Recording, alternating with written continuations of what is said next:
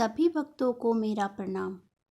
भगवान शिव आपका मंगल करें, इसी कामना के साथ में आगामी सावन शिवरात्रि की कथा आपको सुनाने जा रही हूँ।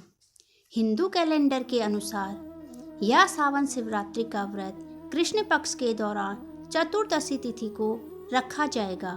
मान्यता है कि इस दिन शिवजी को एक लोटा जल और एक बेल पत्र चढ़ाने से हर पीड़ा दूर हो जाती है।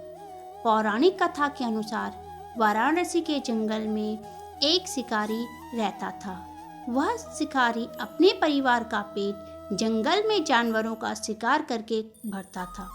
एक दिन वह जब घर से शिकार करने निकला तो उसे कोई भी जानवर शिकार करने को नहीं मिला। अतः उसने सोचा खाली हाथ घर कैसे जाऊं, तो वह एक वृक्ष पर बैठ गया और आराम करने लगा।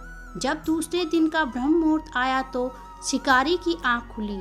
उसने देखा सामने एक हिरनी पानी पीने के लिए नदी के पास आ रही है।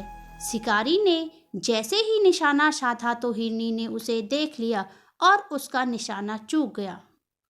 लेकिन शिकारी के वाण से एक बेलपत्र गिरकर नीचे स्थापित एक शिला पर गिर गया तथा साथ में उस पत्ते पर एकत्रित बारिश की बूंद भी।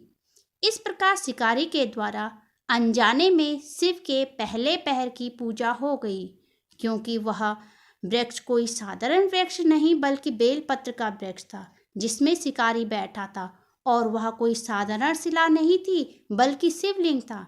शिकारी को देख हिरनी डर गई और बोली, मेरे छोटे छोटे बच्चे घर में इंतजार कर रहे हैं, मैं उनकी जिम्मेदारी अपनी बहन को देकर आती हूँ, उसके बाद चाहे तुम मेरा शिकार कर लेना।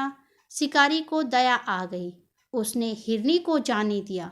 उसके बाद एक अन्य हिरनी वहां से गुजरी। जैसे ही शिकारी ने धनुष बाण चलाया तो हवा के झोंके के कारण उसका निशाना चूक गया तथा उस बाण से बेलपत्र के वृक्ष से पत्ता टूटकर कुछ पानी की बूंदों के साथ जो उस पत्ती पर एकत्रित थी जाकर शिवलिंग को अर्पित हो गई। इस प्रकार दूसरे पहर की पूजा भी हो गई। दूसरी हिरनी शिकारी से डर गई और बोली, घर पर मेरे पति मेरा इंतजार कर रहे हैं, मैं उनको बताकर आती हूँ ताकि वो मेरे बिछोह में इधर उधर न भटके। शिकारी ने उसे छोड़ दिया। शिकारी उन हिरनी का इंतजार कर रहा था तो वह पेड़ की पत्तियां हाथ से तोड़ तोड़कर अनजाने में शिवलिंग पर चढ़ा रहा था। इस प्रकार अनजाने में उससे तीसरे तथा चौथे पहर की पूजा भी संपन्न हो गई। इस प्रकार वह शिकारी दिन भर बिना कुछ खाए पिए रहा। वह शिवजी का अनजाने में पूजन करता रहा, जिसके कारण उसको शिवजी की कृपा प्राप्त हुई, वह आशीर्वाद प्राप्त हुआ और वह पाप मुक्त हो गया।